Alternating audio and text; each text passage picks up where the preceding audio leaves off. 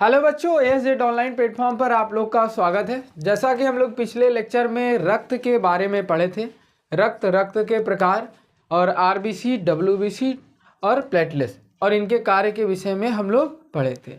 अब यही जो रक्त होता है हमारी बॉडी में क्या होता है, परिवहन किया जाता है किसके थ्रू? तो आप बोलोगे हृदय के थ्रू। ठीक है, तो आज इस लेक्चर में हम लोग बात क्या करेंगे, हृदय के बारे में। और प्रीवियस लेक्चर में हम लोग बात किए थे ब्लड के बारे में। ठीक है, तो आज से हम लोग क्या बात करेंगे, आज हृदय के बारे में। ठीक है, मतलब हमारी बॉडी में जो संवहन का काम करता है वो कौन करता है, हृदय करता है। ठीक है, तो सबसे पहले हम लोग पढ़ेंगे, देखो बच्चों, परिसंचरण तंत्र जो होता है, ध्यान सुनो, परिसंचरण जो तंत्र होता है आपका वो कौन करता है, तो हम लोग कहेंगे हृदय करता है। कौन करता है, हृदय। ठीक है, आपकी बॉडी में जो हृदय होता है वो ब्लड को क्या करता है, एक जगह से दूसरे जगह क्या करता है, ट्रांसपोर्ट करता है। क्या करता है, ट्रांसपोर्ट करता है। उसी को हम लोग परिसंचरण तंत्र कहते हैं। ठीक है, अब जो हृदय होता है, हृदय से ध्यान से देखो बच्चों, फिगर देखो आप लोग, ये जो हृदय है, इस हृदय में आपके पास देखो इनसे पाइप जुड़ी हुई थी, बहुत सारी पाइप है ना, यहाँ नीचे, यहाँ ब्लू कलर में, रेड कलर में। ठीक है, ऐसे बहुत सारी पाइप है। तो मेन जो हार्ट का जो पाइप होता है वो दो होता है, एक धमनी एक सीरा। मतलब कि अगर हार्ट के बात किया जाए तो उसमें दो सिराएं पाई जाती है, एक धमनी और एक सीरा। ठीक है, दो पाइप पाई जाती है, कौन कौन से, धमनी और सीरा। अब आपसे पेपर में प्रश्न क्या पूछा जाएगा कि बच्चों धमनी और सीरा में अंतर क्या होता है। मेन प्रश्न क्या पूछा जाएगा, धमनी और सीरा में क्या अंतर होता है। तो आपसे अगर धमनी पूछा जाए, धमनियाँ लिखा है ना, तो बहुत सारे होते हैं, तो धमनियाँ लिखा है। हृदय से शरीर के सभी भागों में शुद्ध रक्त को ले जाता है। मतलब हमारी बॉडी में जो शुद्ध रक्त होता है वो हार्ट फिल्टर करके, फेफड़ा फिल्टर करके कहाँ देता है, हार्ट में, हृदय में देता है। और हृदय जो होता है पूरे बॉडी में ट्रांसपोर्ट करने के लिए, परिवहन करने के लिए किसका मदद लेता है, धमनी का मदद लेता है। ठीक है, अब धमनी में कैसा ब्लड होगा, तो आप बोलोगे ऑक्सीजन ब्लड होगा। ठीक है, उसमें ऑक्सीजन रहेगा। ठीक है, इनके दीवार मोटी होती हैं। इनकी दीवार मोटी क्यों होती है, क्योंकि जब हार्ट पंप करता है तो उस कंडीशन में ऑक्सीनेटेड ब्लड जो होते हैं, ऑक्सीकृत जो रक्त होते हैं, वो कहाँ से जाते हैं, धमनिया से होते हुए जाती है, इसलिए इनकी दीवारें जो होती है वो मोटी होती है। ठीक है, नेक्स्ट बात करते हैं, इनमें वॉल्व नहीं होता, इनमें वॉल्व नहीं पाया जाता। जब ये पंप करते हैं तो ये डायरेक्ट क्या होता है, हर बॉडी के पार्ट में चले जाते हैं।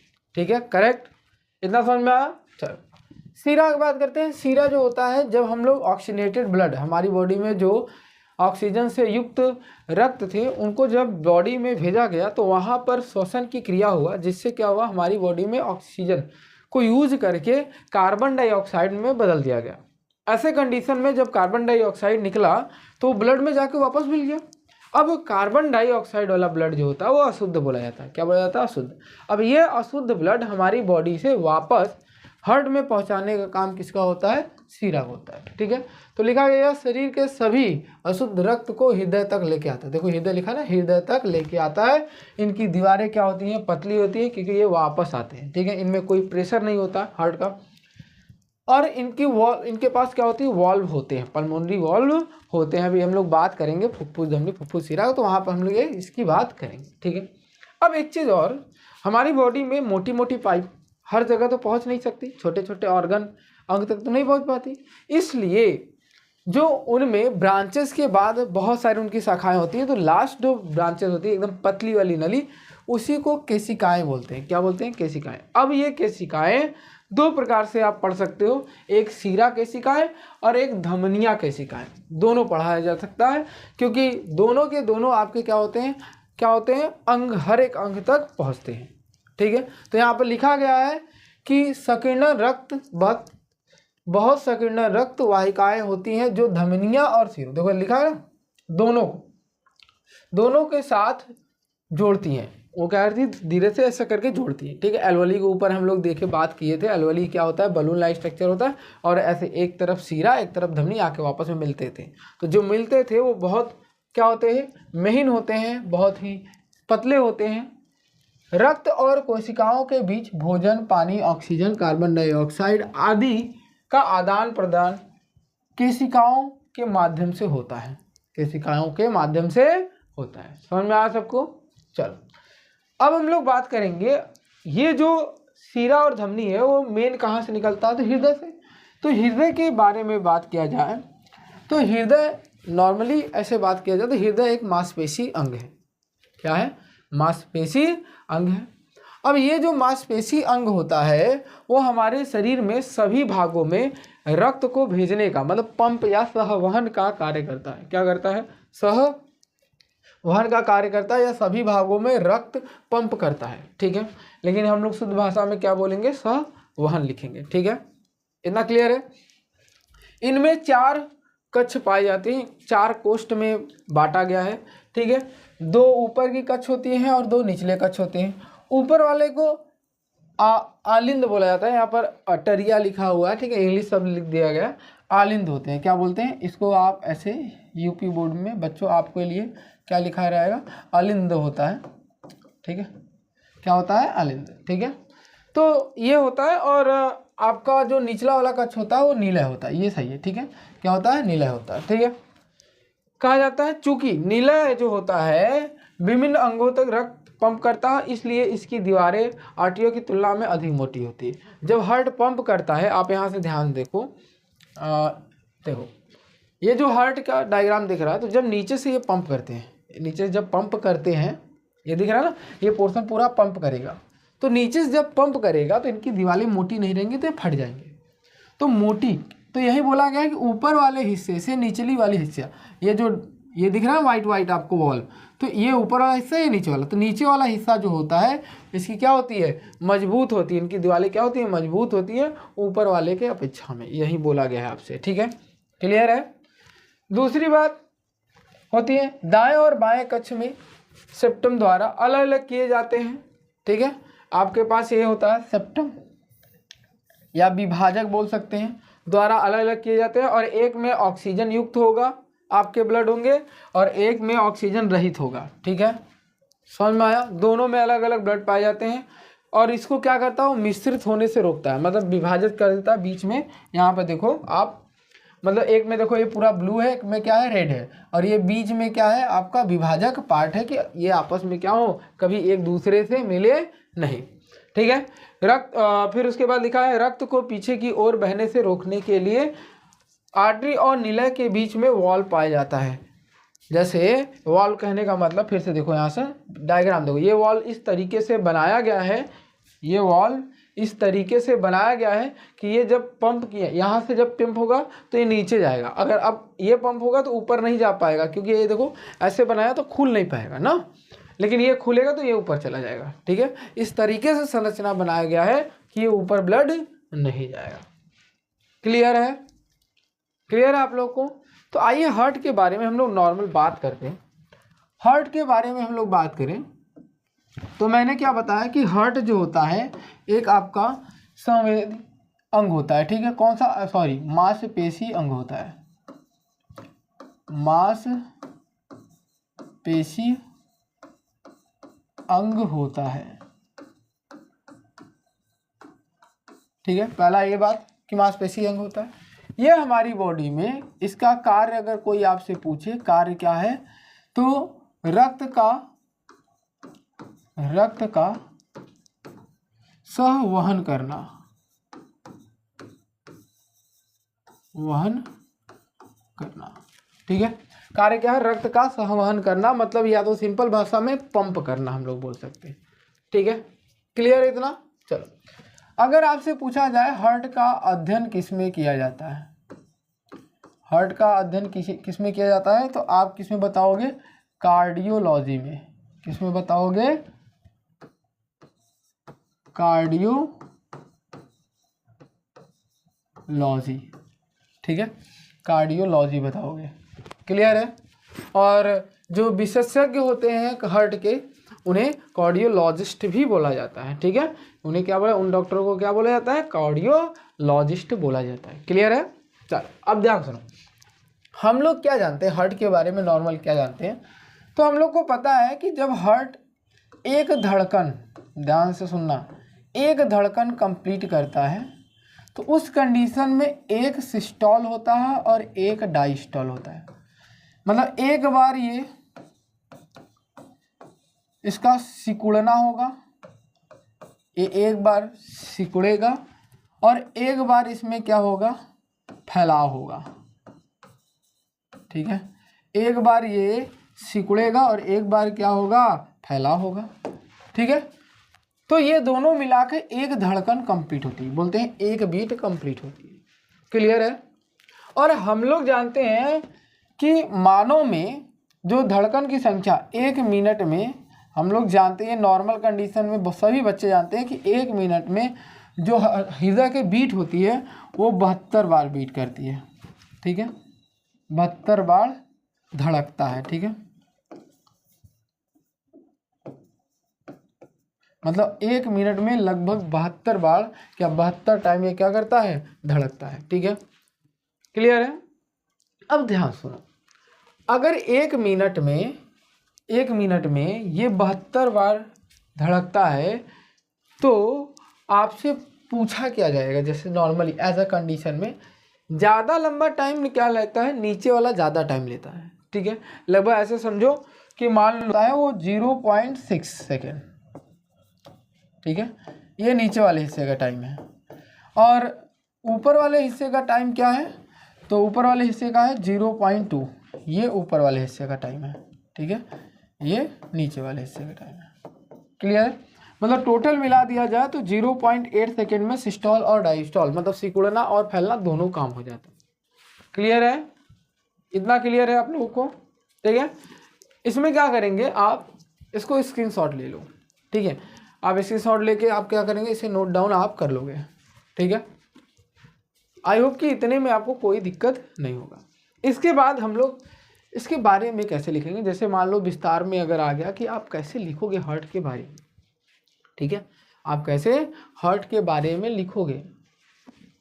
ठीक है, तो ऐसे कंडीशन में हम लोग क्या करेंगे, इसके बारे में पढ़ते हैं। देखो, अब इसके बारे में पढ़ने के लिए सबसे पहले आपको इसका नाम पता होना चाहिए। ठीक है, तो हम लोग पहले एक चीज़ और, इसका आपको नीट एंड क्लीन आपको अपने हाथ से बिना देखे इसका डायग्राम बनाने आना चाहिए, क्योंकि एग्जाम में मैक्सिमम एक डायग्राम, देखो मैक्सिमम जो होता है एक डायग्राम, मतलब निश्चित है कि एक डायग्राम देगा बनाने के लिए। अब कौन सा देगा ये किसी को नहीं पता है।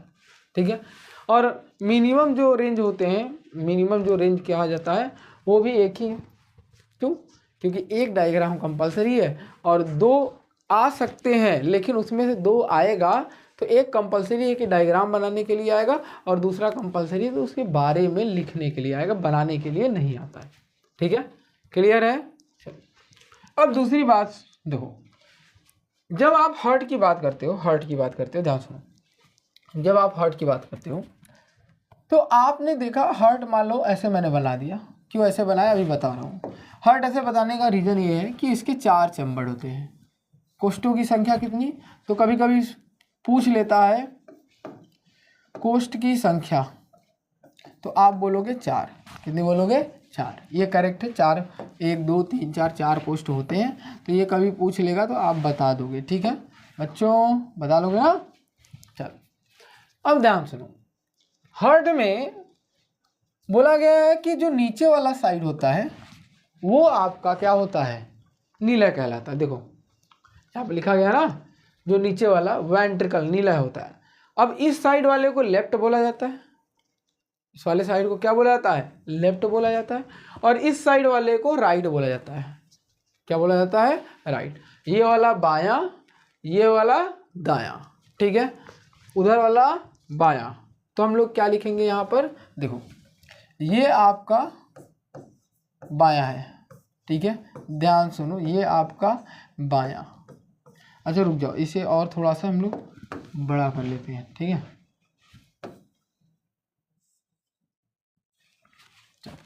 ये आपका बायां हो गया। इसका नाम क्या है, नीले। इसका अलिंद या आलिंद दोनों बोला जाता है।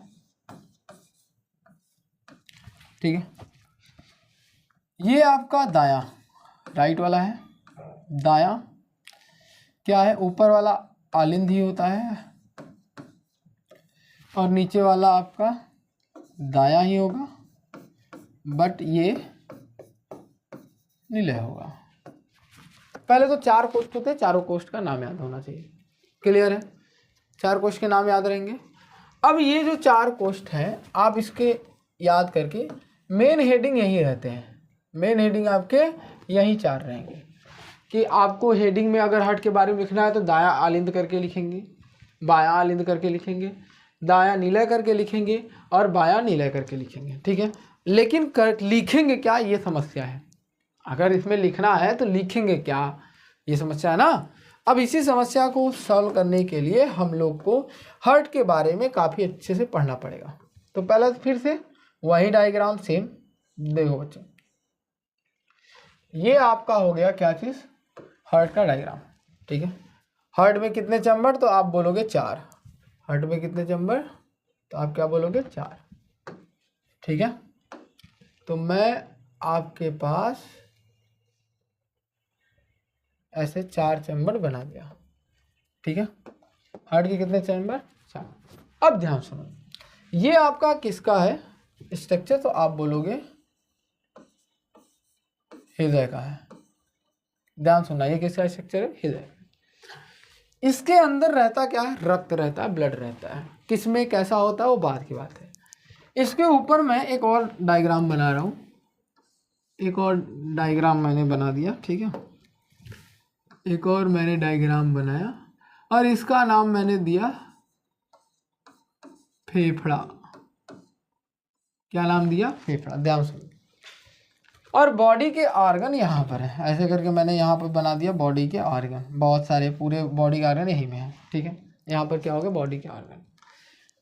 और हम लोग जानते हैं कि फेफड़ा जो होता है, फेफड़ा जो होता है हमारी बॉडी में, वो ब्लड को प्योर करता है। ब्लड को क्या करता है, प्योर करता है।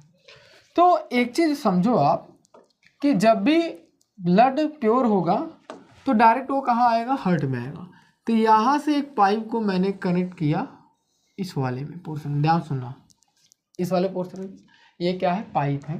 तो पाइप जैसे संरचना बना देते हैं हम लोग, ये क्या है, पाइप है।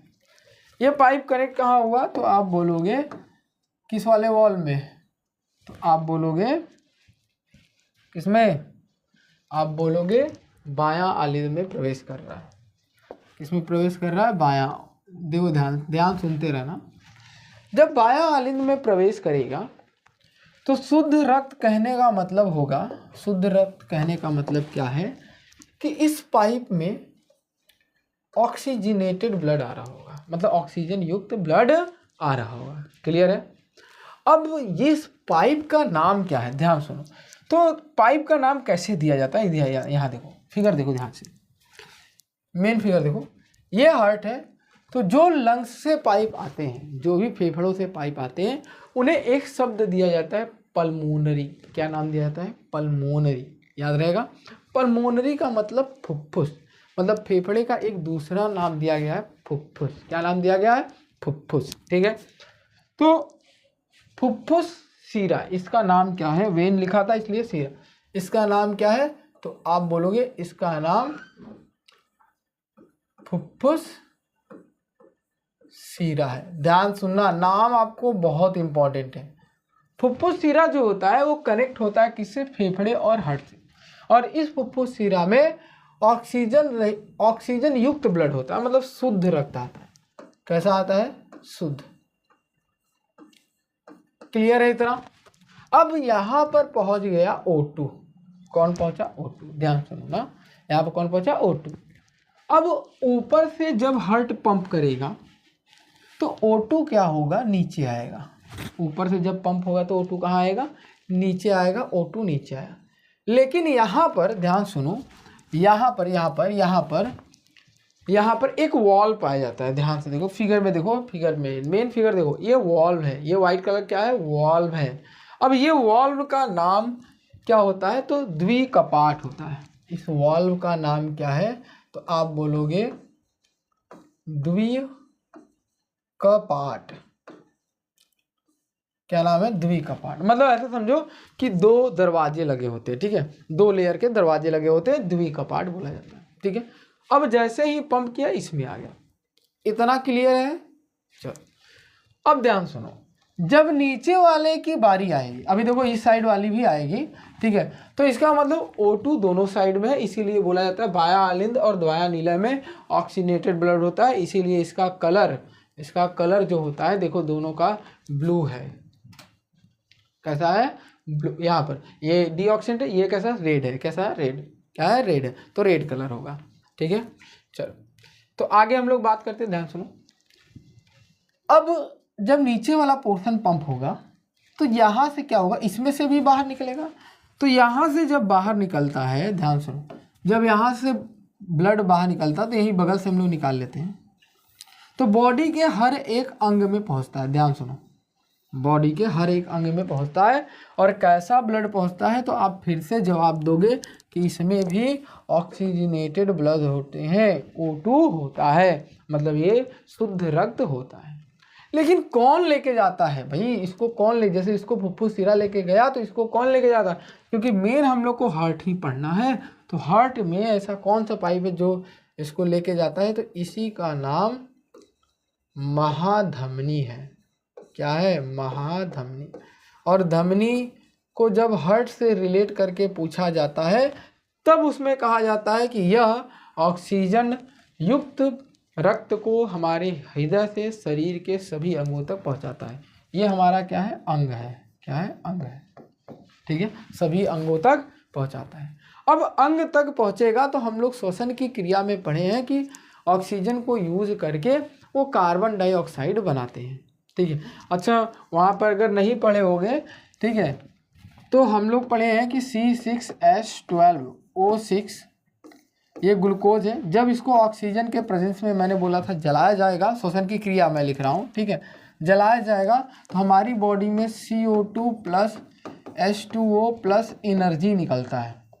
और मैं ये कहाँ पढ़ाया हूँ आप लोगों को, तो आप जब मैं पढ़ा रहा था कि क्या क्या कंडीशन हो सकता है ऑक्सीजन के प्रेजेंस में हो, ऑक्सीजन के प्रेजेंस में ना हो, ईस्ट में हो, तो वहाँ पर मैंने ये पढ़ाया। ठीक है, तो यहाँ देखो ऑक्सीजन की उपस्थिति में जब ग्लूकोज को जलाया जाता है तो कार्बन डाइऑक्साइड निकलता है ना, और ये कहाँ होता है? हर एक कोशिका में होता है। क्या होता है? हर एक कोशिका। और कोशिका कहाँ होती है? सभी अंगों में होती है। तो अंग में ब्लड जाएगा तो ऑक्सीजन का यूज हो जाएगा, और ऑक्सीजन का जब यूज होगा तो कार्बन डाइऑक्साइड निकलेगा। अब ये कार्बन डाइऑक्साइड कहाँ जाएगा, यही हम लोग बात करेंगे। ठीक है, यही हम लोग बात करेंगे। ठीक है, क्लियर है? कोई डाउट नहीं है ना बच्चों? ठीक है, चलो अब ये जो ब्लड है यहाँ से हम लोग पहुँचाते हैं कहाँ पर, देखो इसको इकट्ठा करके, ध्यान सुनो, इसको इकट्ठा करके वापस से हम लोग इसको इसमें डालते हैं, ऊपर वाले हिस्से में। ध्यान सुनना, ऊपर वाले हिस्से में।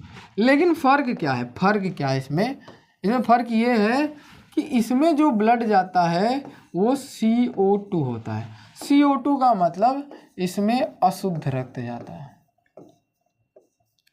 कैसा जाता है? अशुद्ध रक्त जाता है। CO2 की मात्रा होती है, इसलिए हम लोग अशुद्ध बोलते हैं।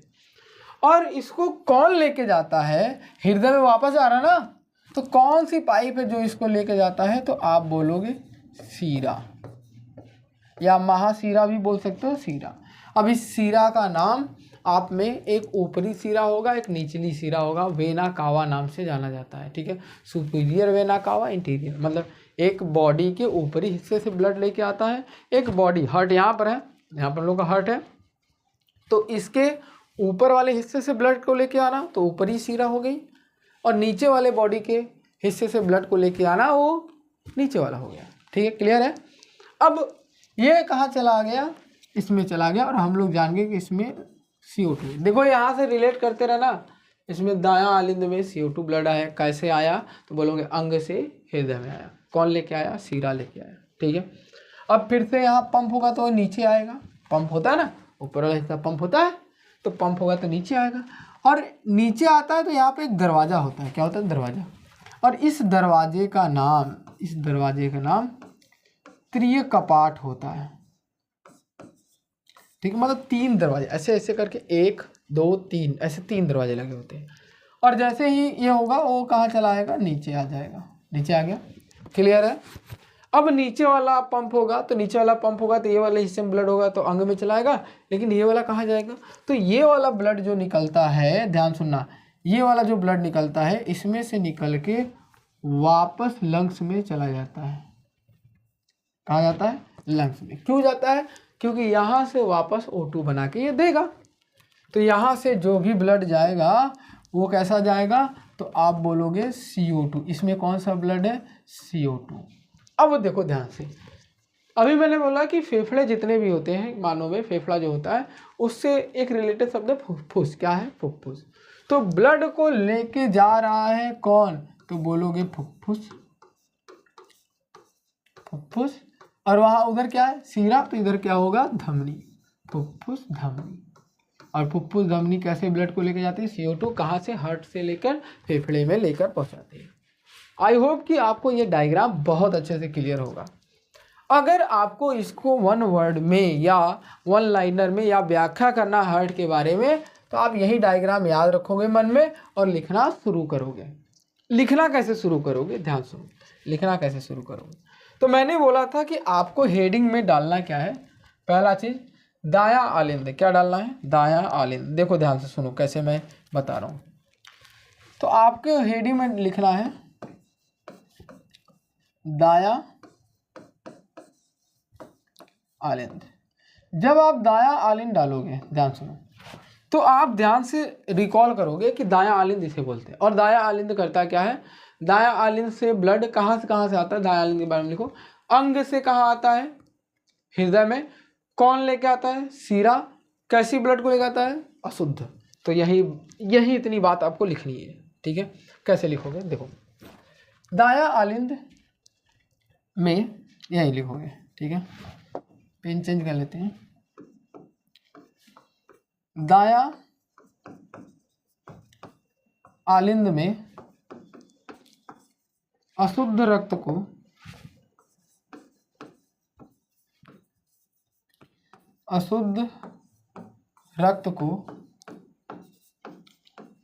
अंगों से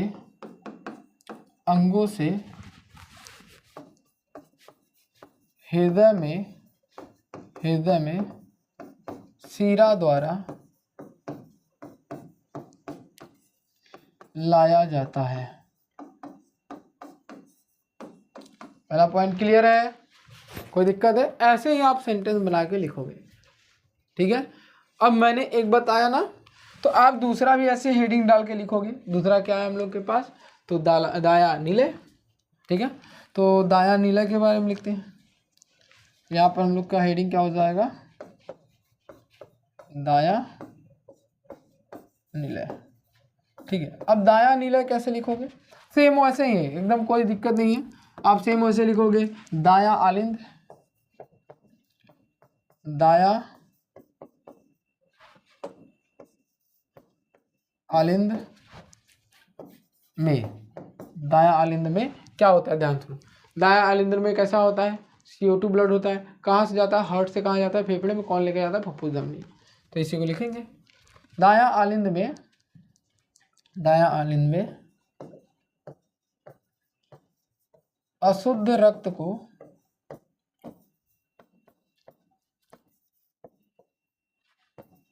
हृदय से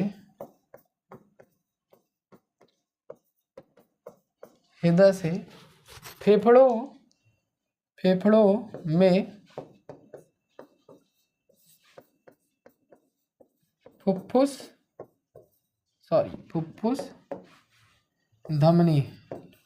फुफ्फुस धमनी द्वारा लाया जाता है। क्लियर है? तो ऐसे ही करके आप क्या करोगे? चारों पॉइंट लिखोगे। ऐसे ही करके आप क्या करोगे? चारों पॉइंट आप लिखोगे। सुनना, तो दो मैंने आपको बता दिया। सेम आपको नाम बस चेंज करना है। फिगर यहाँ देखना है कि मैं कर क्या रहा हूँ। यहाँ पर O2 है तो यहाँ पर क्या नाम लिखोगे? बायां आलिंद। बायां आलिंद में क्या होता है? फेफड़े से, शुद्ध रक्त फेफड़े से कहाँ आता है? हृदय में। कौन लेके आता है? फुफ्फुस सीरा। फिर ये हेडिंग डालोगे, यहाँ पर लिखोगे कौन लेके आता है? महाधमनी। कहाँ से? हृदय से। कहाँ पर? अंग में पहुँचाता है। ठीक है, आप पूरा ये लिखोगे, ये वाला डायग्राम बनाओगे और आपको फुल मार्क्स मिल जाएगा। क्लियर है? चलो, तो ये दोनों आप क्या करोगे, अपने से कोशिश करोगे। ठीक है, यहाँ पर ये दोनों लिखे हो ना, इसके बाद इन दोनों के अलावा जो बचा हुआ है 2 ठो, वो आप हेडिंग डालोगे और वो लिख लोगे। ठीक है, फेयर कॉपी में आप क्या करोगे, नोट डाउन उसे जरूर करोगे। ठीक है, क्लियर है? चलो आगे हम लोग पढ़ते हैं, बात करते हैं। तो मेरे हिसाब से आपको हार्ट आपको बहुत अच्छे से क्लियर होगा। ठीक है, हार्ट में कोई दिक्कत नहीं होगा। ठीक है, अब आपसे पूछा जाता है, जैसे नॉर्मली एज ए हार्ट की बात किया जाए, हार्ट जो हार्ट बीट होता है वो नापा जाता है। ठीक है, हार्ट जो होता है नापा जाता है ना, हमारी बॉडी में हार्ट जो होता है, हार्ट बीट नापा जाता है। तो आपसे पूछा क्या जाएगा, जो बीपी दाब मापी यंत्र होता है ना, हमारी बॉडी में बीपी नापने वाला यंत्र होता है, तो हम लोग नॉर्मल उसे आला बोलते हैं। क्या बोलते हैं? आला। हार्ट बीट स्टेगनोग्राफी होता है, तो आला जानते हो ना, डॉक्टर कान में लगाए रहते हैं, ऐसे धड़कन पर रख के सुनते हैं, उसे हम लोग आला बोलते हैं। तो उसी का नाम, उसी से क्या होता है, वो नापा जाता है। टॉपिक हम लोग को पढ़ना है ब्लड प्रेशर। ठीक है, मतलब रक्त दाब। ध्यान सुनो, रक्त दाब, क्योंकि हार्ट जो होता है पंप होने के बाद हमारी रक्त वाहिकाओं पर दाब डालता है, तो उसी को हम लोग नॉर्मल रक्त दाब कहते हैं। या तो नॉर्मल भाषा में अगर आपको परिभाषा लिखना है तो परिभाषा क्या लिखोगे, रक्त द्वारा रक्त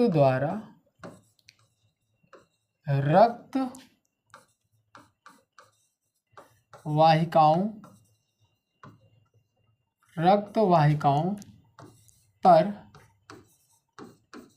डाला गया दाब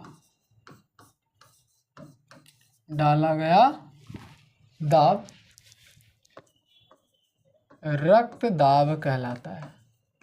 रक्त दाब कहलाता है। ठीक है, इतना समझो कि जब आपकी जो हार्ट होता है एक बार सिस्टोल और एक बार डायस्टोल करता है, एक बार सिकुड़ता है, एक बार फैलता है। तो नॉर्मल जब मापा गया इसको, जब इसका मापन किया गया, ठीक है। अच्छा, सबसे पहले इसको मापा कैसे जाता है, तो आला जानते हो आप लोग, आला से मापा जाता है। ठीक है, इसको हम लोग क्या बोलते हैं, स्फिग्मो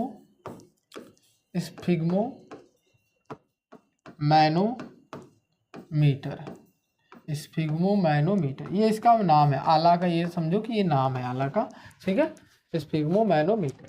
ठीक है, आप लिख लोगे, ये सब एक ही में रहेगा। ठीक है बच्चों, स्फिग्मो मैनोमीटर। तो जब मापा गया तो इसकी जो मेजरमेंट आई वो 120 से 80 mm Hg आई। मतलब अगर बीपी का हाईएस्ट पॉइंट हुआ वो 120 दिखा गया और 80 आपका लोएस्ट दिखा गया। मतलब जब सिस्टॉल हुआ तो 120 दिखा गया और जब डायस्टॉल हुआ तो 80 दिखा। मतलब जब हार्ट पंप किया तो उस समय 120 देखा गया, जब हार्ट में ब्लड आया तो 80 देखा गया। ठीक है, इतना क्लियर है आपको? तो आप रक्त दाब के बारे में बता लोगे। रक्त दाब रक्त वाहिकाओं पर डाला गया दाब क्या होता है, आपका रक्त दाब कहलाता है। और इसको स्फिग्मो मैनोमीटर से लिया। नॉर्मल व्यक्ति के जो बीपी होती है, ब्लड प्रेशर होता है, वो 180 से 80 mmHg होती है। ठीक है, अगर इससे ज़्यादा या कम होता है तो आप क्या हो जाएगा, बीमारी हो जाएगा। अगर ज़्यादा हुआ तो हाइपरटेंशन, कम हुआ तो हाइपोटेंशन। ये आपको 2 बीमारियां हो जाती हैं। ठीक है, मानो कि ये 2 बीमारियां होती हैं, आप बोलते हो कि बीपी कम ज़्यादा हो रहा है। ठीक है, क्लियर है? अब एक प्रश्न यहाँ से क्या पूछा जाएगा कि जो आपका बीपी है, बीपी जो नाप रहे हो आप, अच्छा ये बीपी नापने का जो सबसे पहले फार्मूला दिए थे भाई, किसने दिया था? हेल्स नाम के साइंटिस्ट हैं, उन्होंने दिया था ना। तो आपसे क्या पूछता जाता है कि व्हाट इज़ द डिफरेंस, मतलब क्या अंतर होता है जब फैलाव होता है। ध्यान सुनो, जब सिस्टोल और डायस्टोल होता है, जब सिकुड़न और फैलाव होता है। ध्यान सुनो, सिकुड़न और एक होता है फैलाव। ठीक है, फैलाव और सिकुड़न में कभी कभी अंतर पूछ लेता है। तो एक बात बताओ, जब आप हार्ट जो होता है सिकुड़ता है, जब सिकुड़ता है तो पहला पॉइंट आप नोटिस किए होंगे कि उस समय जो हृदय होता है उसका साइज कम हो जाता है। इट मीन्स कि इसका आयतन जो होता है वो क्या होता है, घट जाता है, क्योंकि दबता है, दबने के कारण क्या होता है, आयतन कम होता है। और आयतन कम होने का मतलब कि आपके जो ब्लड है, रक्त है, वो क्या हो जाता है, हार्ट से बाहर निकल जाता है। क्या हो जाता है, बाहर।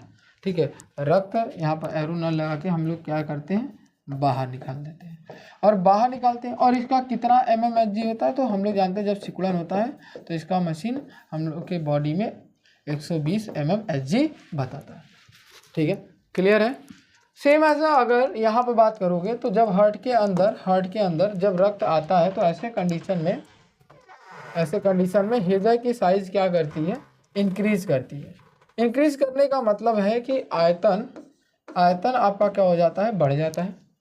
और आयतन बढ़ेगा तो ऐसे कंडीशन में आयतन बढ़ेगा तो जो रक्त होता है हृदय में प्रवेश करता है। रक्त क्या करता है, प्रवेश करता है। ठीक है, उस समय रक्त क्या होता है, प्रवेश। और जब प्रवेश करेगा तो उस समय साइज क्या, आयतन बढ़ा, तो उस समय इसका माप जो मापा गया वो 80 mmHg मापा गया। तो आप ऐसे अंतर भी लिख सकते हो कि हृदय में क्या होता है, सिकुड़न या फैलाव जब होता है तो उसमें क्या अंतर होता है। ठीक है, प्रश्न ऐसे भी पूछता है। जैसे उसमें धमनी और शिरा में क्या अंतर होता है, हार्ट के संरचना के बारे में, उसका वर्णन करने के बारे में आएगा। तीसरा मैंने बताया सिकुड़न और फैलाव के बारे में आएगा। ठीक है, बीपी नापने का यंत्र के बारे में आएगा। बीपी का नॉर्मल बीपी कितनी होती है, 120 से 80 mmHg होती है। तो ये वाला प्रश्न तो आपका MCQ में बनता है। ठीक, कहाँ बनता है, MCQ में। ठीक है, आप लोग इसके लिए कभी परेशान मत होइएगा कि MCQ कैसे आएंगे, लॉन्ग क्वेश्चन कैसे आएंगे, शॉर्ट आंसर कैसे देना है, क्योंकि इसका प्रश्न के जवाब मैंने क्या करूँगा, कराऊँगा, चैप्टर वाइज कराऊँगा। फिर उसके बाद जो पिछले साल के पेपर आए हैं उसके बारे में भी कराया जाएगा।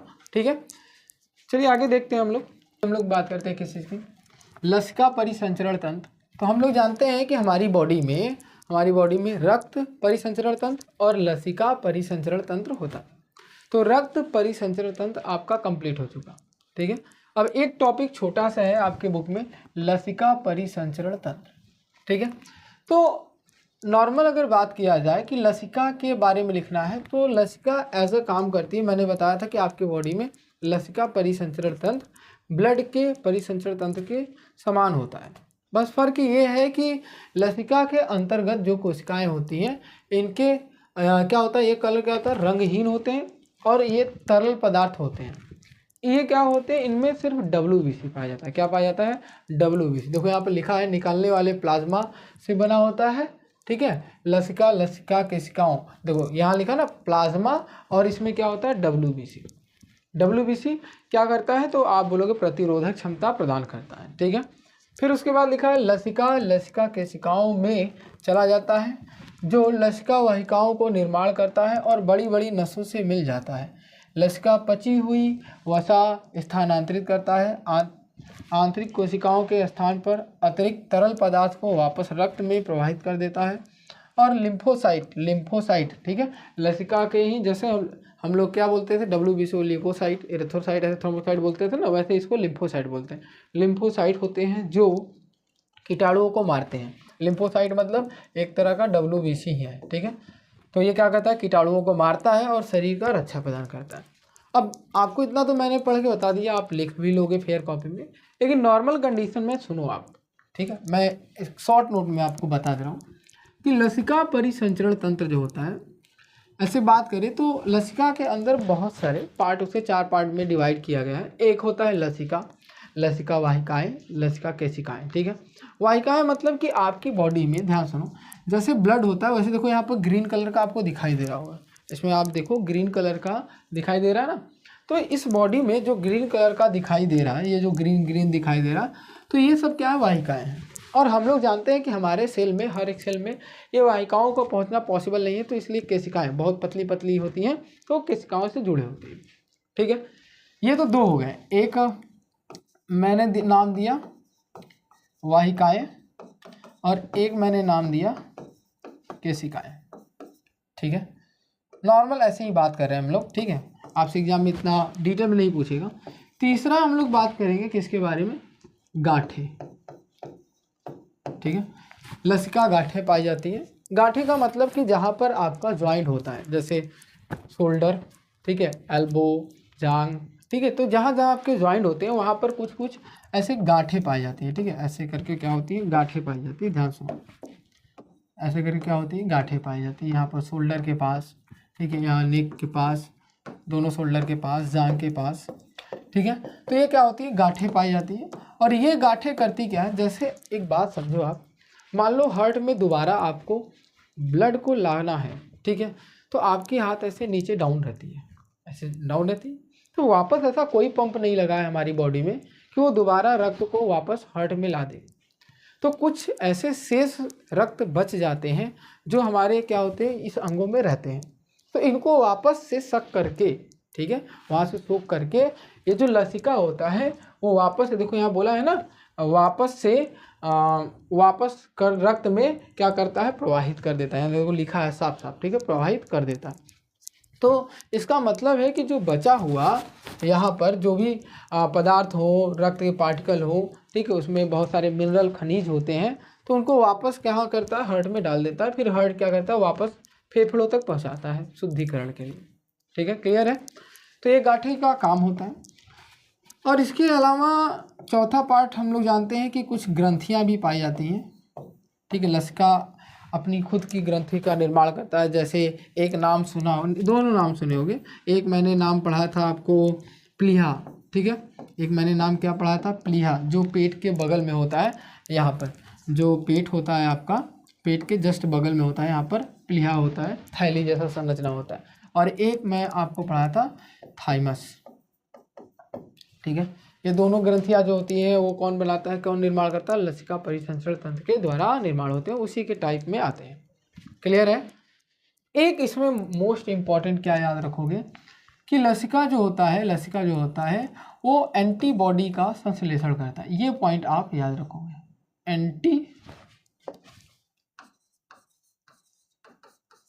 एंटीबॉडी का निर्माण करता है, ठीक है, या संश्लेषण करता है, आप संश्लेषण लिखोगे, ठीक है, क्या करता है, संश्लेषण करता है, ये पॉइंट आप कहीं पर नोट करके लिख लोगे, क्लियर है। तो लसिका तंत्र में इससे ज़्यादा आपसे कभी भी नहीं पूछेगा, आपके एग्जाम में बहुत कम दिया है, ठीक है। आई होप कि आपको ये क्लियर होगा, आप इसको क्या करें, स्क्रीनशॉट लेकर नोट डाउन कर लेंगे, ठीक है। चलो नेक्स्ट बात करते हैं। अब जैसे मानव में परिवहन तंत्र होता है, वैसे ही पौधों में भी परिवहन तंत्र पाया जाता है।